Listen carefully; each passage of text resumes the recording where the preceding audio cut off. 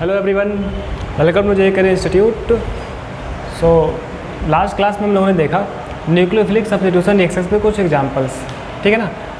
देखिए अभी तक जितना भी हम लोगों ने किया है ना, वो सब चीज़ें काफ़ी इंपॉर्टेंट है। ठीक, अपन लोग देखिए मैकेनिज्म सही देख रहे हैं, हालांकि मैकेनिज्म का इतना माननीय रोल नहीं होता है, ठीक है, लेकिन हम लोग अपने लिए समझने के लिए मैकेनिज्म की बात कर रहे हैं, ठीक है। तो इस वजह से ना थोड़ा सा लेक्चर लंबा हो सकता है, थोड़ी सी वीडियो मेरी लंबी हो सकती है, ठीक, लेकिन इससे आपको ज़्यादा फ़र्क नहीं पड़ना चाहिए, ठीक है ना। क्योंकि एक बार अगर हम लोग अच्छे से चीज़ें देख लें तो मुझे आइडिया मिल जाता है ना कि रिएक्शन में क्या होने वाला है, ठीक। अच्छा, जो भी इंपॉर्टेंट क्वेश्चंस हैं, जो भी बोर्ड वाले क्वेश्चंस हैं, उसकी बात अभी हम लोग कर रहे हैं, ठीक। एक बार ये केमिकल प्रॉपर्टीज़ ख़त्म हो जाए तो फिर इससे बेस्ड जो क्वेश्चंस है ना, फिर हम क्वेश्चंस की बात करेंगे, ठीक। तो लेक्चर्स को आप लोग देख रहे होगे प्रॉपरली, ठीक है। कोई भी लेक्चर ना बीच में से देखना बेनिफिशियल नहीं है, ठीक। तो स्टार्टिंग से जितना भी हम लोगों ने पढ़ा है ना, आप लोग एक एक करके सभी लेक्चर्स देखो तो आपको चीज़ें को फील आएगी, है ना, समझने में आसानी होगी। और थोड़ा बहुत जो नए नए वर्ड्स यूज़ करते हैं ना हम लोग, वो 11th क्लास की केमिस्ट्री से हो रहे होते हैं। जो कोई नया वर्ड मैंने यूज़ कर लिया है ना, हालांकि उसकी बात हम लोग वहीं पर कर लेते हैं, ठीक है, लेकिन वो 11th वाला पार्ट अपना यूज़ होता रहता है इस चैप्टर के लिए, ठीक। और इससे पहले भी हम लोगों ने बातें कर रखी है कि भाई साहब ये चैप्टर थोड़ा सा लंबा होगा, थोड़ा सा, है ना, क्योंकि बेसिक यही चैप्टर है। इस चैप्टर में ही ना हम जो आने वाले और भी टॉपिक्स हैं, सारे टॉपिक्स की बात यहीं पर करते हैं, इस वजह से, ठीक है ना। अभी हमने देखा कि भाई साहब हमारा ईथर भी बना था, अल्कोहल भी बना था, एस्टर भी बना था, है ना। तो कोई भी ऑर्गेनिक कंपाउंड होगा लगभग अपने लेवल पे, है ना, अपने जो सिलेबस में है, उसको बनाने के लिए ना सबसे पहले मुझे ये सोचना है कि कहीं वो एल्किल हैलाइड से तो नहीं बनेगा, ठीक है ना। क्वेश्चन ज़्यादातर यही होगा।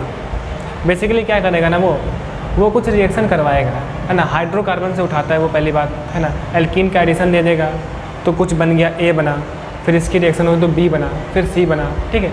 तो ज़्यादातर रोल क्या होगा एल्किल हैलाइड का, कहीं ना कहीं RX यूज़ कराएगा, है ना।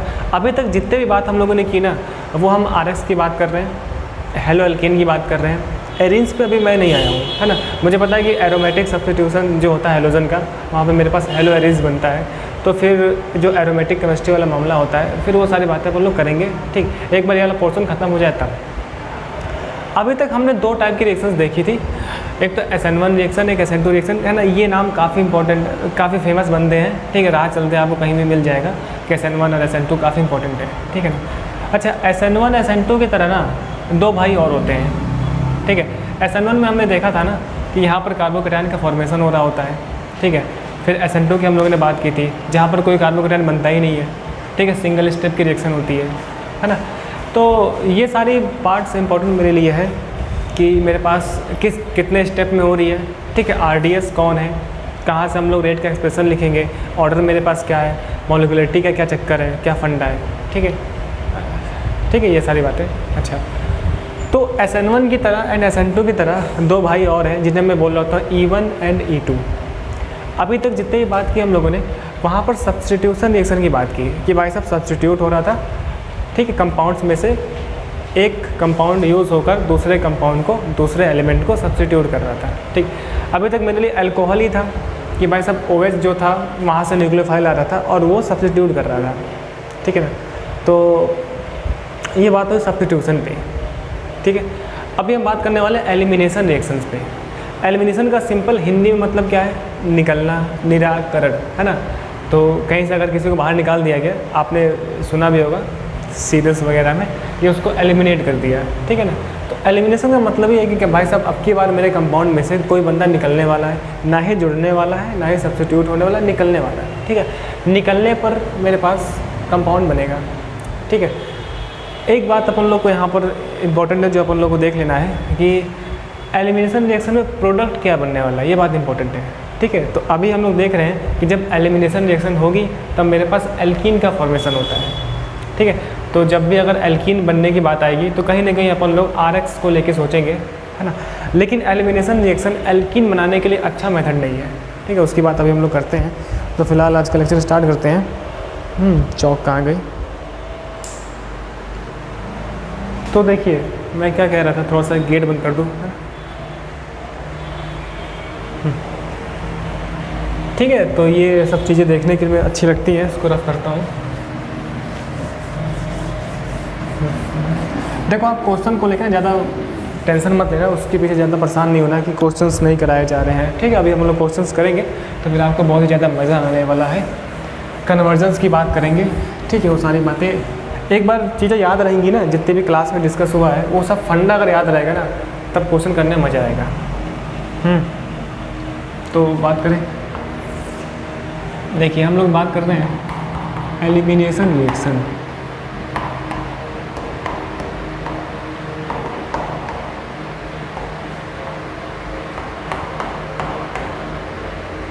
ठीक है, जिस तरीके से ना न्यूक्लियोफिलिक सब्स्टिट्यूशन रिएक्शन दो टाइप से हमने देखी थी, SN1 एंड E1, ठीक उसी तरीके से मेरे पास एलिमिनेशन रिएक्शन में 2 टाइप से हैं।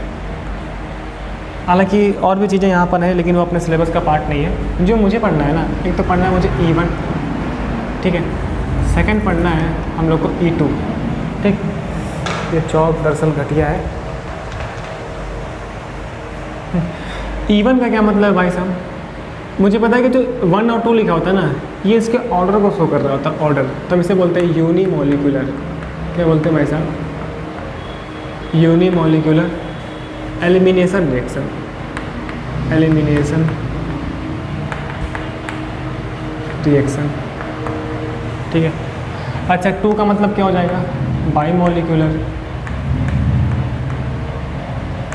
बाईमोलिकुलर एलिमिनेशन रिएक्शन, ठीक, ये चीज़। फिर से यहाँ पे ये बात इम्पोर्टेंट कि ये जो कांस्टेंट वैल्यूज़ हैं, इसका मतलब क्या है, ऑर्डर। ई का मतलब क्या है, एलिमिनेशन। ठीक है, तो अभी हम लोग स्टार्ट कर रहे हैं सबसे पहला वाला टाइप, जो कि हम देख रहे हैं E1 रिएक्शन। E1 रिएक्शन, ठीक है ना। कुछ बात इंपॉर्टेंट है इसमें E1 रिएक्शन होने के लिए, ठीक है। पहला पॉइंट, सबसे पहले हम बात करते हैं रिएजेंट की। रिएजेंट, ठीक है। बेसिकली रिएजेंट मेरे पास एक वीक बेस होता है, ठीक है। अच्छा, वीक बेस के नाम पे मेरे लिए ROH ही यूज़ होने वाला है, तो उसके पीछे मुझे ज़्यादा परेशान होने की कोई ज़रूरत नहीं है, ठीक है। दूसरी बात, अपन लोग का RX में ना बीटा हाइड्रोजन होना चाहिए।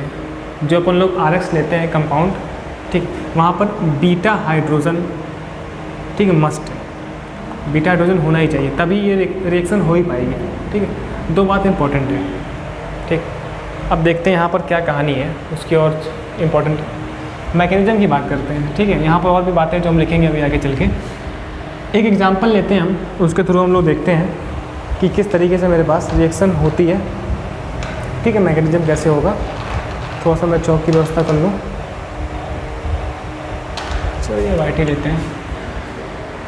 अब देखिए, जैसे ये लिखा है RCH2X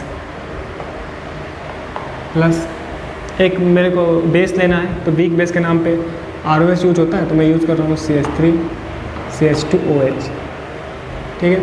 इसे अपन लोग लिख सकते हैं ETOH। क्या लिखते हैं हम इसे, ETOH। कैमरे में शायद ना दिख रहा हो तो मैं यहाँ लिख देता हूँ ETOH। एथिल अल्कोहल है ना ये, ठीक। ये कहानी मेरे पास है। अब मैं जानता हूँ ना कि जो डायरेक्ट कार्बन लगा है ना, इसे मैं क्या बोलता हूँ, अल्फा कार्बन, ठीक है। एंड जो इससे लगा होता है, इसे मैं बोलता हूँ बीटा कार्बन, है ना। ये हम बात जानते हैं, पढ़ चुके हैं। तो मैं इसको चेंज करता हूँ अच्छे शो करने के लिए। तो अब देखो, अगर मैं यहाँ पर इस तरीके से 3 डिग्री अल्काइल हैलाइड ले लूँ, अब देखो alpha carbon, beta carbon and यहाँ पे बीटा हाइड्रोजन, ये भी बीटा हाइड्रोजन, ये भी बीटा, ये भी बीटा, सभी सेम एनवायरनमेंट वाले हैं, ठीक है। अच्छा, रिएक्शन कैसे होगी उसको देखते हैं। मैकेनिज्म की बात करते हैं हम लोग पहले। क्या होता है, सबसे फर्स्ट स्टेप में formation of carbocation takes place, ठीक है। कैसे कार्बोकेटायन बनेगा उसको देखो आप। X मैंने लिया था, बॉन्ड ब्रेक हो जाएगा इस तरीके से, ठीक है। एंड पहले स्टेप मेरे पास RDS है, ठीक है। क्या बना मेरे पास, CH3 CH3 and plus carbocation and ये X माइनस निकल गया।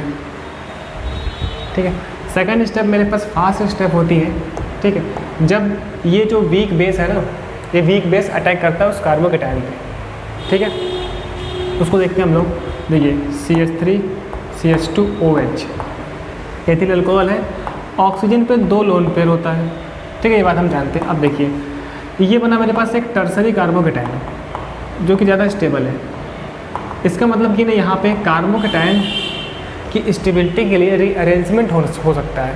ठीक है, ये बात इंपॉर्टेंट। ये RDS है एंड यहाँ पर जो रिएक्शन इंटरमीडिएट है ना वो एक कार्बोकेटाइन है, ये इंटरमीडिएट हो गया इसका। अब कार्बोकेटाइन बन रहा है तो वो रीअरेंज भी हो सकता है। ठीक है ना, अगर प्राइमरी होगा तो सेकेंडरी में जाएगा 2 डिग्री ज़्यादा स्टेबल, सेकेंडरी अगर है तो वो टर्सरी अगर हो सकता है तो टर्सरी में जाएगा। तो यहाँ पर पहले से मुझे दिख रहा है कि 3 डिग्री कार्बोकेटाइन बन रहा है, तो ये ज़्यादा स्टेबल है। कहानी क्या है ना, कहानी कुछ ऐसी है कि बीटा हाइड्रोजन पे अटैकिंग होती है, बीटा हाइड्रोजन पे। अब इसमें बीटा हाइड्रोजन में शो करने के लिए ना इसको जानबूझ के अपन लोग इस तरीके से लिखेंगे। आप ज़रा देखना, ये अल्फा कार्बन है, बीटा है कार्बन, एंड यहाँ से मैं एक हाइड्रोजन निकाल रहा हूँ, CH2C CH3 एंड ये प्लस, समझे। CH3 था ना, एक H मैंने निकाला जो कि बीटा हाइड्रोजन है, एंड और सब वैसे ही रह गया। ये स्टेप ना फास्ट स्टेप में होती है। एक बार कार्बोकेटाइन बनने के बाद ये फास्ट स्टेप होता है। अब देखिए जो लोन पेयर है ना, लोन पेयर इस प्रोटॉन के साथ बॉन्डिंग करता है, H प्लस निकाल लेता है H के साथ। ठीक है, H के साथ बॉन्डिंग कर लेता है एंड ये बॉन्ड ब्रेक होकर डबल बॉन्ड में कन्वर्ट हो जाता है। ठीक, तो कैसे कहानी होगी आप देखो। ये इसके साथ बॉन्डिंग किया तो हम ऐसे लिखते हैं CH3 CH2O। देखिए ऑक्सीजन 2 बॉन्ड बनाता है, तीसरा बॉन्ड बनाने जा रहा है इस H के साथ, तो इस पर क्या आएगा, एक प्लस चार्ज, एथिल ऑक्सोनियम इसे हम बोलेंगे। बेसिकली O प्लस होता तो हम बोलते हैं ऑक्सोनियम। ठीक है, ये क्या लिखा है, एथिल ऑक्सोनियम। अच्छा, अब देखिए इनके बीच में क्या आ गया, मतलब कि जो कार्बोकेटाइन बनता है, पहले कार्बोकेटाइन बनेगा, रीअरेंजमेंट होगा और इस कार्बोकेटाइन एंड बीटा H वाले कार्बन के बीच में डबल बॉन्ड आ जाता है। ठीक है, तो क्या बन गया, CH2 double bond C and ऊपर CH3 एंड ये CH3, ये था ना, मैंने ऐसे लिख दिया। तो ये बन गया यहाँ पे मेरे पास प्रोडक्ट। ठीक है, तो हमने देखा इवन रिएक्शन, जहाँ पर मैकेनिज्म हमने ये देखी कि भाई साहब 2 स्टेप में रिएक्शन होती है। पहले स्टेप कार्बोकेटाइन फॉर्मेशन होता है। अच्छा, RDS पहला स्टेप है, इंटरमीडिएट यहाँ पे कार्बोकेटाइन है, इट में रीअरेंज। ठीक है, सेकंड स्टेप फास्ट स्टेप में होता है जब मेरे पास बेस है ना ट्रैप करता है इस प्रोटॉन को। ठीक है, इस तरीके से प्रोडक्ट क्या बनता है, मेरे पास एक एल्कीन बनता है। ठीक, शॉर्टकट फॉर्मूला क्या मेरे पास है कि पहले आप हेलोजन हटा दो, कार्बोकेटाइन बनवा दो, कार्बोकेटाइन में रीअरेंजमेंट है तो उसको करवा दो, एंड फिर जो बीटा हाइड्रोजन है ना उस कार्बोकेटाइन और बीटा हाइड्रोजन वाले कार्बन के बीच में डबल बॉन्ड लगा दो। ये कहानी। अच्छा, इसमें कुछ कहानी और भी उसकी बात करते हैं। ठीक, ये बात इंपॉर्टेंट। अब देखो आप थर्ड इम्पोर्टेंट बात, मतलब कि यहाँ पे 2 स्टेप की रिएक्शन हो रही है भाई साहब, 2 स्टेप। ठीक है, जो फर्स्ट स्टेप है ना वो RDS है। ठीक है, सेकंड स्टेप मेरे पास क्या फास्ट स्टेप है, उससे मतलब नहीं है। पांचवी बात, ठीक है, इट फॉर्मेशन ऑफ कार्बोकेटाइन, तो भाई साहब फॉर्मेशन ऑफ कार्बोकेटाइन। ठीक है, सो इट में रीअरेंज, इट में रीअरेंज, है ना। कुछ बातें हम और देखते हैं इसकी।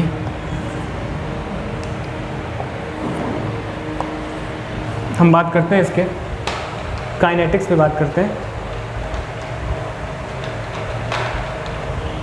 ठीक है, देखिए अगर हम इसकी काइनेटिक्स देखें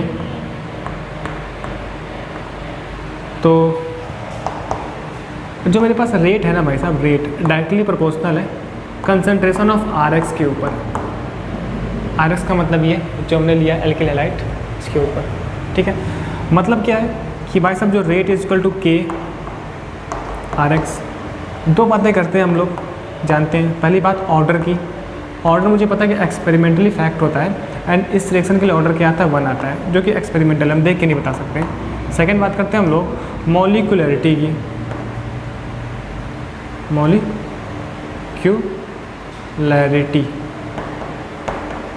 ठीक है। अब ये भाई साहब इस कंसंट्रेशन की जो पावर होती है एक्चुअल में उसकी बात, तो मॉलिक्यूलरिटी कितनी होगी 1 होगी, ठीक है। तो इस रिएक्शन के बारे में हमने कई सारी बातें देखी। पहली बात हमने देखी कि मेरे पास रिएजेंट वीक बेस यूज़ होता है, बीटा हाइड्रोजन होना चाहिए, ठीक है। स्पेशली E1 के लिए 2 स्टेप में रिएक्शन हो रही है। पहला RDS है, इसमें रिएक्शन इंटरमीडिएट कार्बोकैटायन है जो रीअरेंज हो सकता है। ऑर्डर की हमने बात की, भाई साहब 1 होता है, मॉलिक्यूलरिटी 1 होती है, ठीक है। अच्छा, इसको लेकर इसके स्टीरियोकेमिकल वाला एक्सपेक्ट पे बात कर सकते हैं, हालांकि उसका अपने लिए इतना इंपॉर्टेंट बात नहीं है ना। इसमें हम लोग का पोटेंशियल एनर्जी ग्राफ भी बन सकता है, तो वो कॉम्पिटेटिव पॉइंट ऑफ व्यू से काफ़ी ज़्यादा इंपॉर्टेंस है ना। तो ये बात है।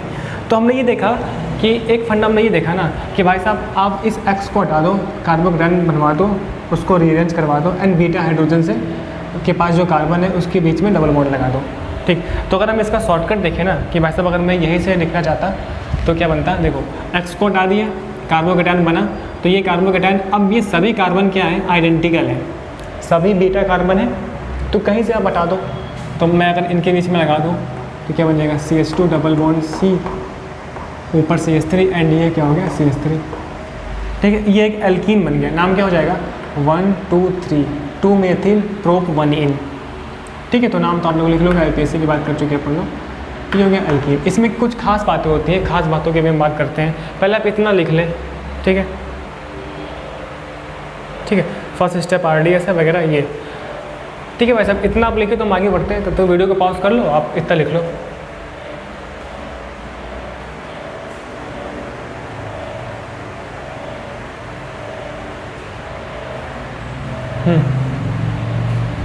लिख लिया, ठीक है। तो हम आगे देखते हैं इसमें क्या कहानी है। और ये बात इंपॉर्टेंट है, ठीक है, अपने लिए। अभी हम एक एग्जांपल और देखते हैं, उसका तो एक अच्छा एग्जांपल देखेंगे, ठीक है। सेकंड एग्जांपल, अगर कभी ये सिचुएशन हो जाए, अभी देखिए बीटा हाइड्रोजन सब आइडेंटिकल थे, अगर 2 अलग अलग बीटा हाइड्रोजन हो तब क्या होगा उसकी बात करते हैं हम लोग, ठीक है। थोड़ा सा फ़ैन प्रॉब्लम कर रहा है ना। अब देखो आप एग्जांपल लेते हैं अपन लोग, CH3 CH2 CH CH3 है ना, I एंड प्लस अपना वही है ना MEOH में ले लेता हूँ, MEOH मीथेनॉल। रिएक्शन हो गई मेरे पास, ठीक है, इवन रिएक्शन होगी सही।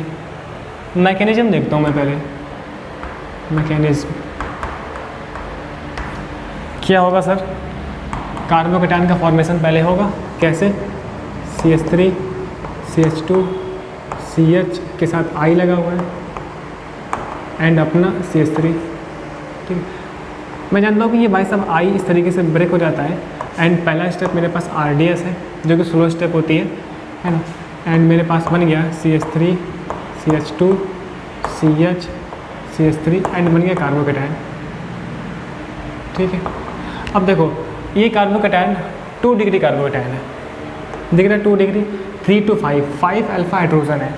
जितने ज़्यादा अल्फा हाइड्रोजन होंगे ना उतना ही ज़्यादा स्टेबिलिटी होगी कार्बोकैटायन की, ठीक है। प्लस I माइनस निकल गया जो कि एक लिविंग ग्रुप था, ठीक है। ये काम अगर यहाँ पर रीअरेंजमेंट की पॉसिबिलिटी होती तो रीअरेंज होता, ठीक है, लेकिन अभी नहीं होगा। अभी तो भाई साहब 2 डिग्री है जो कि स्टेबल है, ठीक है। ये चीज़ तो ये मेरे पास हो गया इंटरमीडिएट। नेक्स्ट स्टेप क्या होता है भाई साहब, अपना वो वीक बेस आता है, ठीक। तो MEOH मैं वैसे लिखता हूँ MEOH प्लस। अब मैं जानता हूँ ना कि 2 कहानी है, अल्फ़ा कार्बन है ये, ठीक, ये बीटा कार्बन है, तो 2 डिफरेंट बीटा हाइड्रोजन है।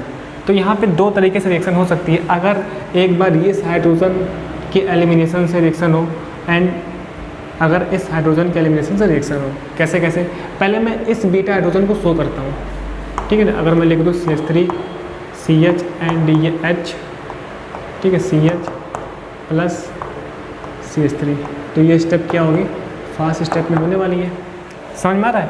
अल्फ़ा कार्बन बीटा कार्बन तो बीटा हाइड्रोजन। क्या होता है, ये जो लोन पेयर है ना ऑक्सीजन का, ये इस H के साथ प्रोटॉन के साथ बॉन्डिंग कर लेता है, एंड ये जो बॉन्ड है, ये बॉन्ड भाई साहब डबल बॉन्ड बनाने के लिए इधर आ जाता है। ठीक है, अभी हमने पढ़ा था कि कार्बोकैटायन एंड जो बीटा हाइड्रोजन है उस कार्बन के बीच में ना डबल बॉन्ड आता है।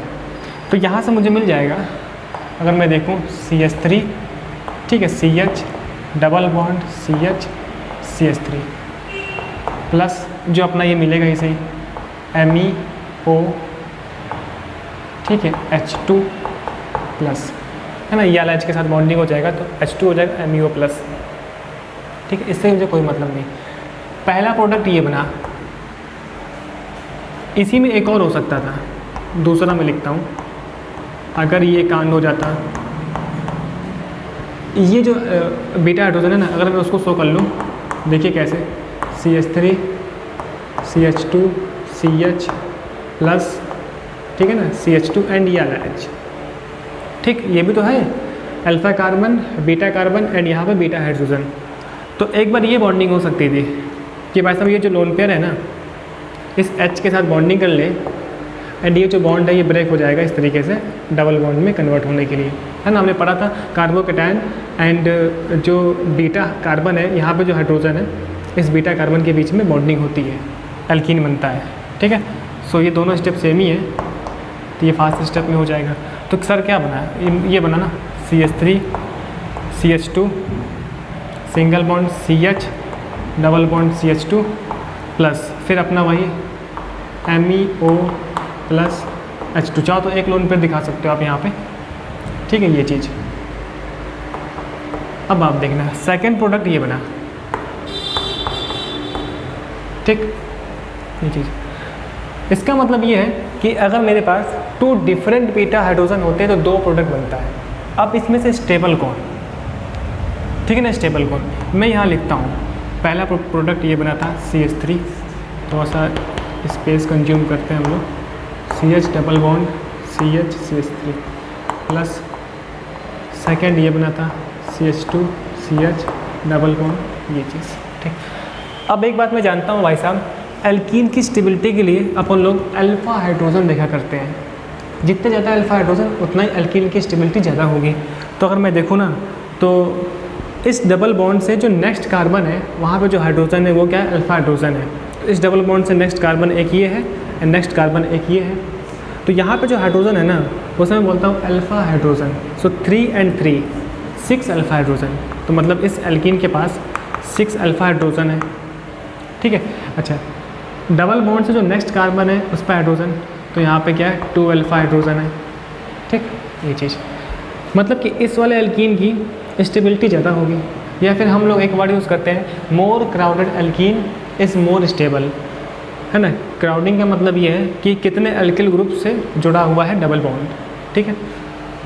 तो ये मेरे पास मेजर प्रोडक्ट है। ये क्या, ये मेजर है, ये भाई साहब माइनर है, ठीक है ना। ये कहानी होती है। अच्छा, इसी को ना हम लोग एक रूल बना रखे हैं, जैसे हम बोलते हैं सेट-जेफ रूल। बेसिकली इसे हम बोलते हैं सेट-जेफ्स, ठीक है, रूल। इनके according more crowded alkene is more stable, है ना। मतलब कि जो मोर क्राउडेड एल्कीन है ना, वो मोर स्टेबल है। तो मैं शॉर्टकट में लिख दे रहा हूँ, मोर क्राउडेड एल्कीन, ठीक है। तो ये कहानी, more crowded alkene is more stable. तो बेसिकली इस प्रोडक्ट को ना, जहाँ पर डबल बॉन्ड ज़्यादा क्राउडिंग है, इसे मैं बोलता हूँ सेट-जेफ प्रोडक्ट्स। क्या बोलता हूँ मैं इसको हम बोलते हैं, एक वर्ड यूज़ होता है ना, सेट-जेफ्स प्रोडक्ट, ठीक। और जो माइनर है उसे हम बोलते हैं हॉफमैन प्रोडक्ट। वर्ड्स यूज होते हैं, हॉफमैन प्रोडक्ट, या फिर अपन लोग एल्कीन भी बोल सकते हैं, ये चीज़ हॉफमैन प्रोडक्ट। तो ये एक इम्पॉर्टेंट बात, ठीक है, ये चीज़। शॉर्टकट का क्या तरीका, शॉर्टकट ये था कि जब मैं आई हटाया तो यहाँ बना कार्बोकैटायन। अब देखते हैं रीअरेंज होगा कि नहीं। अभी तो कोई रीअरेंजमेंट का फंडा है ही नहीं, तो यहीं पे रहेगा, ठीक। अच्छा, एक बार यहाँ से हाइड्रोजन निकल सकता है, बीटा हाइड्रोजन एक बार यहाँ से निकल सकता है। जब यहाँ से निकला तो मैंने बनाया, ठीक है, ये शॉर्टकट है। CH3 CH double bond CH CH3, देखा ही हमने अभी ये बना था। एंड जो नेक्स्ट अपना बना था CH3 CH2 CH double bond CH2, ठीक है ठीक है, 1 2 3 4 ये चीज़ हो गया। नाम तो अपना लिखना ही आता हम लोग को, ठीक। तो ये हो गया मेजर, ये हो गया माइनर। और इस एग्जाम्पल से हमने ये भी सीखा कि मेरे पास सेटजेफ प्रोडक्ट होता है, सेटजेफ रूल होता है बेसिकली, ये सेटजेफ रूल एंड ये कहानी जो हमने समझी यहाँ पे, ठीक है। तो ये चीज़ें इंपॉर्टेंट हुई, ठीक। तो एक सेटजेफ रूल हम लोग का वर्ड यूज़ होता है, more crowded alkene is more stable, ठीक है। तो ये फंडा जरा आप लिख लो। अच्छा, इसमें कुछ बातें हम लोग और देखते हैं, इंपॉर्टेंट बात। बेसिकली होता क्या है ना, अपना सेम कंपाउंड अलग अलग तरीके से बिहेवियर करता है। जब तक हम लोग न्यूक्लियोफाइल पढ़ रहे थे ना, जब तक अपन लोग SN1 रिएक्शन पढ़ रहे थे, तो वहीं पर वो अल्कोहल, उस अल्कोहल को मैं न्यूक्लियोफाइल बोल रहा था, इसी ROH को मैं न्यूक्लियोफाइल बोल रहा था। अभी मैं इस ROH को वीक बेस बोल रहा हूँ। बेसिकली SN1 रिएक्शन के लिए वीक न्यूक्लियोफाइल यूज़ होता है एंड E1 रिएक्शन के लिए वीक बेस, ठीक है। कहने का मतलब ये है कि अपना एक ही कंपाउंड दो तरीके से बिहेव करता है, एक बार तो न्यूक्लियोफाइल होता है एंड एक बार वो बेस की तरह बिहेव करता है, ठीक है ना। कैसे कैसे, अगर अपना सेम कंपाउंड, अपना कंपाउंड, ठीक है, किसी इलेक्ट्रॉन डेफिशिएंट सेंटर के साथ बॉन्डिंग करे, किसी इलेक्ट्रॉन डेफिशिएंट सेंटर, अच्छा, अपने ऑर्गेनिक केमिस्ट्री में इलेक्ट्रॉन डेफिशिएंट सेंटर कार्बोकैटायन होता है, ठीक है। तो अगर कंपाउंड कार्बोकैटायन के साथ बॉन्डिंग कर रहा है तो मैं इस कंपाउंड को बोलता हूँ बेस, जो कि यहाँ पर हो रहा है। देखो कार्बोकैटायन के साथ ही हो रहा है ना, मैंने उल्टा बोल दिया, ठीक है। हाँ, तो अगर इलेक्ट्रॉन डेफिशिएंट सेंटर के साथ बॉन्डिंग करता है तो मैं उसे बोलता हूँ न्यूक्लियोफाइल। क्या बोलता हूँ? न्यूक्लियोफाइल। हमने SN1 में देखा था कि कार्बोकैटायन का फॉर्मेशन होता है, फिर न्यूक्लियोफाइल का अटैक होता है। SN1 में फ्रंट हो सकता है, बैक हो सकता है, देखा था ना ये चीज़। अच्छा, अगर वही अपना कंपाउंड प्रोटॉन के साथ बॉन्डिंग कर ले, जो यहाँ पे हो रहा है, ठीक है, सेम कंपाउंड प्रोटॉन के साथ बॉन्डिंग कर रहा है, H के साथ बॉन्डिंग कर रहा है, H+ के साथ बॉन्डिंग कर रहा है, ठीक है, तो मैं इस कंपाउंड को क्या बोलता हूँ? बेस, ठीक है। तो यही डिफरेंस है, अगर प्रोटॉन के साथ बॉन्डिंग करेगा तो बेस, अगर इलेक्ट्रॉन डेफिशिएंट सेंटर के साथ बॉन्डिंग करेगा तो न्यूक्लियोफाइल, ठीक। अच्छा, इस वाले पार्ट को लेकर ना ज़्यादा अपने में नहीं है कि भाई साहब कौन ज़्यादा वीक कौन स्ट्रॉन्ग, ठीक है। तो फिलहाल अपने में ना डायरेक्ट क्वेश्चन आता है, डायरेक्ट अपन लोग सॉल्व करेंगे, ठीक। इतना ज़रा आप लोग लिख लो, है ना। पहली बार मैंने उल्टा बोल दिया था, है ना, तो उसको आप थोड़ा रिपीट करके देख सकते हो, ये चीज़ समझ गए। इतना लिख लिया ना, हम देखो आगे बढ़ते हैं और एग्जांपल्स की बात करते हैं।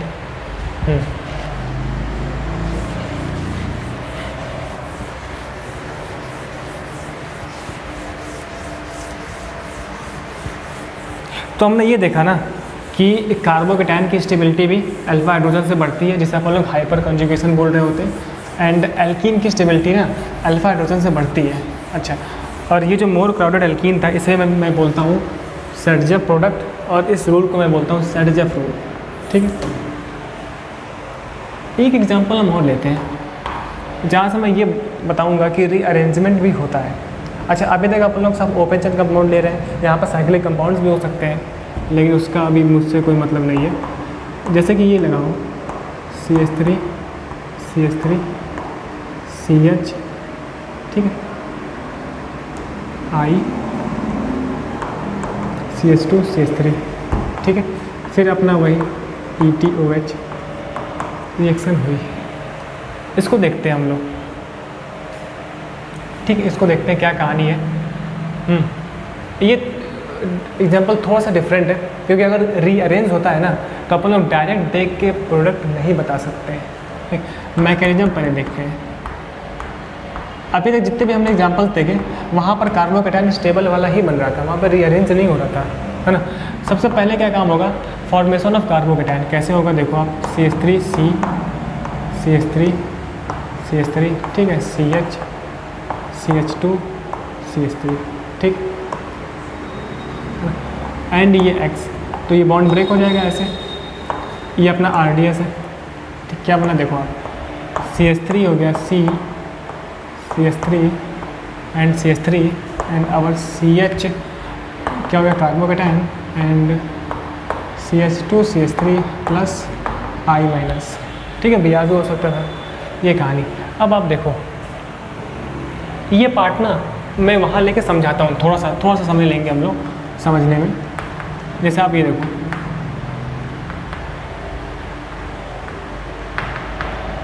यहाँ पे क्या क्या हो सकता है, मैं थोड़ा वो बात समझाना चाहता हूँ।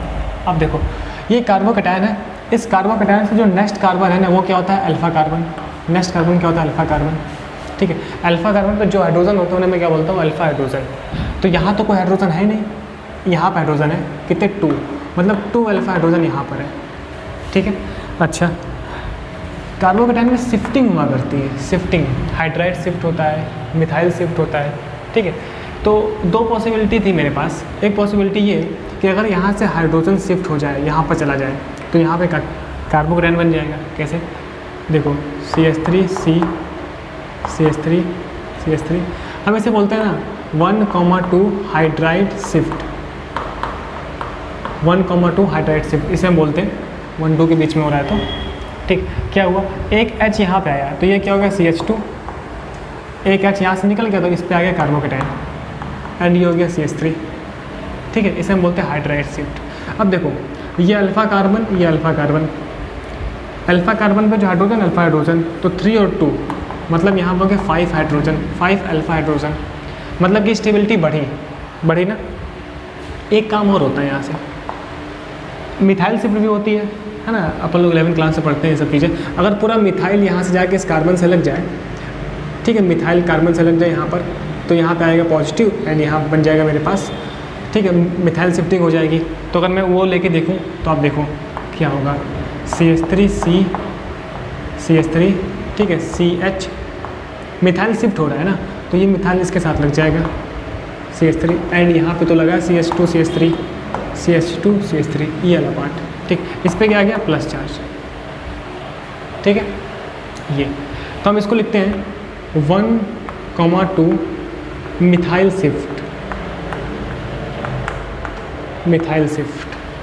ठीक है, अब आप देखो, इस कार्बोकैटायन से जो नेक्स्ट है ना, वो अल्फा कार्बन, जो नेक्स्ट कार्बन होता है उसे मैं बोलता हूँ अल्फा कार्बन, ये भी अल्फा कार्बन है।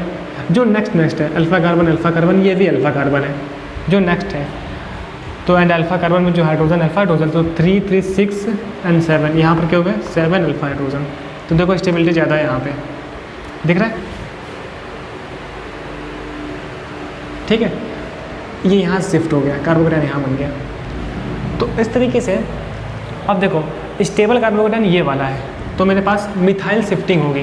क्या होगा, मिथाइल शिफ्टिंग। तो इस स्टेप को मैं लिखता हूँ रीअरेंजमेंट। ठीक है, बेसिकली यहाँ से क्या होगा, रीअरेंजमेंट होगा। तो ये जो स्टेप है ना, इसके आगे ही लिखना चाहिए कायदे से। मैं यहाँ पर लिख देता हूँ एक पॉइंट बना के, देखो CH3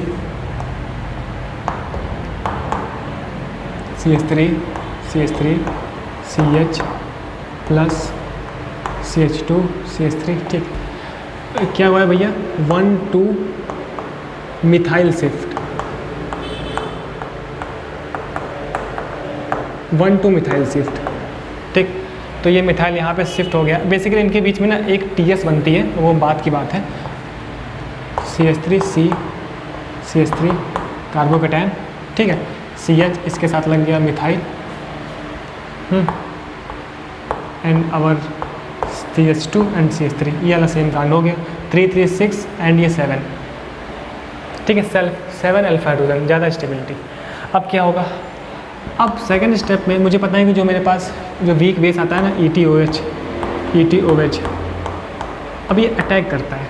ठीक है, अब यहाँ देखना आप, है ना, तो बेसिकली अल्फा हाइड्रोजन देखकर हम स्टेबिलिटी देख रहे थे इस कार्बोकैटायन की, लेकिन इस रिएक्शन के लिए ना, ये मेरे पास अल्फा कार्बन है एंड ये बीटा कार्बन है ना, इस रिएक्शन के लिए। तो अपन अगर उस पॉइंट ऑफ व्यू से देखें तो भाई साहब, ये अल्फा कार्बन मतलब ये बीटा कार्बन, ये बीटा कार्बन, ये बीटा कार्बन। ठीक है, अच्छा, ये बीटा हाइड्रोजन है, ये भी बीटा हाइड्रोजन है, ये भी बीटा हाइड्रोजन है। अच्छा, ये वाला जो बीटा हाइड्रोजन है दोनों, ये आइडेंटिकल है। अगर यहाँ से बीटा हाइड्रोजन से एक बनाओ प्रोडक्ट, या फिर यहाँ से बनाओ प्रोडक्ट, दोनों सेम होगा, लेकिन यहाँ से जो बनेगा ना वो डिफरेंट होगा। तो इसका मतलब मेरे पास 2 डिफरेंट बीटा हाइड्रोजन है। तो एक बार इनमें से किसी बीटा हाइड्रोजन के निकलने से, ठीक है, डबल बॉन्ड लगेगा, या तो यहाँ लग सकता है या तो यहाँ पे लग सकता है, दोनों बातें सेम होगी। एक बार यहाँ लग सकता है, तो दोनों चीज़ें हम देख लेते हैं एक एक करके। पहले मैं देखता हूँ ना, अगर मैं इस बीटा हाइड्रोजन को मैं बाहर निकालूँ तो कैसे लिखूँगा मैं, H CH2 C CH3 plus CH2 CH3। ठीक है, ये मुझे पता है फर्स्ट स्टेप में होगा ही सही। ठीक, अच्छा बीटा हाइड्रोजन, ठीक है, बीटा कार्बन है नहीं वाला, तो ये जो है ना H के साथ बॉन्डिंग कर लेगा एंड ये बॉन्ड ब्रेक होकर मैं जानता हूँ कि बीटा हाइड्रोजन एंड इस कार्बोकेटायन वाले के बीच में ही डबल बॉन्ड आने वाला है।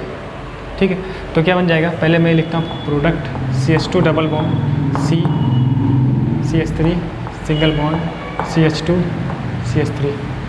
ठीक है ना, ये थोड़ा सा मैं मिस्टेक किया हूँ, हाँ क्या मिस्टेक किया हूँ, इस C के साथ लगा है CH3 एंड CH2 CH3, इस CH2 CH3 में लिखता हूँ C2H5। ठीक है ना, इस पूरे पार्ट को मैंने लिख दिया C2H5। ठीक है, एंड ये हो गया सो C2H5। ठीक है, ये कहानी समझे, डबल बॉन्ड ये कार्बन, ठीक है, CH CH3 C2H5। दूसरा काम क्या हो सकता था, ठीक है, इसमें पहली बात, दूसरी बात ये थी ना कि अगर, ठीक है, देख रहा है ये बीटा हाइड्रोजन, ठीक, अगर मैं इसके बीच में बॉन्डिंग कर लूँ, देखिए CH3 मैं नीचे लिख दूँ, इस वाले को मैं नीचे लिख रहा हूँ and plus charge, next C और H, इस H को मैं शो कर रहा हूँ ऊपर की तरफ CH3 एंड C2 CH3 को मैं लिख रहा हूँ C2H5, इस वाले पार्ट को लिख रहा हूँ मैं C2H5। ठीक है, ये वाला काम। तो अब आप देखो, ये भी भाई साहब फास्ट स्टेप ही है। तो आप देखना, ये जो लोन पेयर है ना, अगर इस बीटा हाइड्रोजन के साथ बॉन्डिंग कर ले, है ना, तो कार्बोकेटायन एंड इस बीटा वाले कार्बन के बीच में डबल बॉन्ड आने वाला है, बॉन्ड ऐसे ब्रेक हो जाएगा। तो आप देखो क्या बनेगा, CH3 single bond C double bond, इस CH3 को मैं ऊपर लिखा दे रहा हूँ। ठीक है, एंड ये C हो गया, C से लगा CH3, इस C से लगा CH3, बीच में क्या आएगा डबल बॉन्ड, नेक्स्ट, ठीक है, C2H5, इसको मैं वैसे लिख दूँ क्या, CH2 CH3। ठीक है, मतलब मेरे पास दो प्रोडक्ट मिले, एक तो ये वाला, एक तो ये वाला। अब बताओ कौन स्टेबल होगा, कौन ज़्यादा मेजर होगा, मोर क्राउडेड एल्कीन। कैसे देखते हैं उसको हम लोग, आप देखो यहाँ पे, इसको मैं बाहर निकाल के दिखाऊँ क्या, यहीं पे देख लेते हैं। इस डबल बॉन्ड से जो नेक्स्ट कार्बन है डबल बॉन्ड से, उसे मैं बोलता हूँ अल्फा कार्बन, डबल बॉन्ड जो नेक्स्ट कार्बन है, एंड यहाँ पे जो हाइड्रोजन उसे मैं बोलता हूँ अल्फा हाइड्रोजन। ठीक है, तो इस डबल बॉन्ड से नेक्स्ट, तो डबल बॉन्ड से नेक्स्ट ये भी है, डबल बॉन्ड से नेक्स्ट ये भी है, ठीक है ना, डबल बॉन्ड से नेक्स्ट कार्बन ये है, इससे नेक्स्ट कार्बन ये लगा है, तो 3 एंड 4, यहाँ पे 4 अल्फा हाइड्रोजन है, कितने, 4 अल्फा हाइड्रोजन। लेकिन यहाँ पे देखो आप, इस डबल बॉन्ड से नेक्स्ट तो ये भी है, ये भी है, ये भी है, नेक्स्ट ये भी है। तो देखिए 3 3 6 6 3 9, ठीक है, और ये 2 11, यहाँ पे कितने 11 अल्फा हाइड्रोजन है। तो मोर स्टेबल कौन होगा, ये वाला।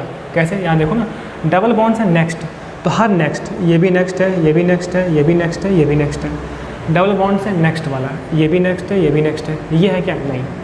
ठीक है, तो 3 एंड 4 अल्फा हाइड्रोजन, यहाँ पे देखो डबल बॉन्ड से नेक्स्ट कार्बन, ये है ना नेक्स्ट वाला कार्बन, एक तो ये है और एक ये, तो 3 3 6 3 9 और 10 11, तो 11 अल्फा हाइड्रोजन। ठीक है, तो इसको मैं बोलूँगा सेटजब प्रोडक्ट। क्या बोलूँगा मैं इसको, सेटजब प्रोडक्ट। ठीक है, और इसको मैं बोलूँगा हॉफमैन प्रोडक्ट।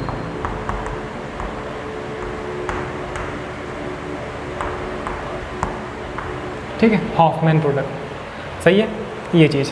तो अब की बार आप देखो ना, अगर मैं बोलता यहाँ बना कार्बोकेटायन, ठीक है, एंड बीटा हाइड्रोजन है नहीं यहाँ पे है बीटा हाइड्रोजन, तो क्या इसके बीच में बॉन्डिंग हो जाएगी, नहीं। कार्बोकेटायन बनने के बाद रीअरेंज होगा, तो रीअरेंज हो गया, कार्बोकेटायन यहाँ पे आ गया। ठीक है, दिख रहा है यहाँ पे आ गया ये कार्बोकेटायन, ये देखो यहाँ पे, है ना। अब दो पॉसिबिलिटी, या तो यहाँ पे या यहाँ पे, दोनों बातें सेम है, यहाँ पे और यहाँ पे डबल बॉन्ड, तो दिखा ये वाला एंड ये वाला। मतलब अगर मेरे पास कार्बोकेटायन की रीअरेंजमेंट का फंडा दिखता है ना, तो मैं डायरेक्ट देख के नहीं करूँगा, ठीक है। तो दिस स्टेप इज़ रीअरेंजमेंट, इसे मैं रीअरेंज बोल सकता हूँ, रीअरेंज हुआ ये, ठीक। तो जो बना है मैं इसको दिखा देता हूँ। एक प्रोडक्ट मेरा ये बना है CH3 CH CH3, ठीक है, C2H5, ठीक, प्लस सेकेंड मेरे पास बना है CH3 CH3 डबल बॉन्ड, हाँ, CH3 CH2 CH3, ठीक है। दिख गया मुझे सेट जे प्रोडक्ट ये वाला है, मेजर है ये वाला, एंड ये क्या मेरे पास माइनर है, ठीक है। तो ये कहानी हुई कहाँ पर, इवन रिएक्शन में। इवन का मैंने ये मतलब समझा कि मेरे पास क्या बनने वाला है, alkene, and set-Jeff rule is follow. तो एक पॉइंट और इसमें हम लोग जोड़ लेंगे कि इवन में भाई साहब सेट-जेफ रूल फॉलो होता है, ठीक है। चलिए, तो आज के लिए हम इतना ही देखते हैं। नेक्स्ट क्लास देखेंगे, तो नेक्स्ट क्लास थोड़ी सी छोटी क्लास होगी जहाँ पर हम केवल बात करेंगे E2 रिएक्शंस पे, ठीक है। तो तब तक के लिए बहुत बहुत थैंक यू, मिलते हैं नेक्स्ट लेक्चर में।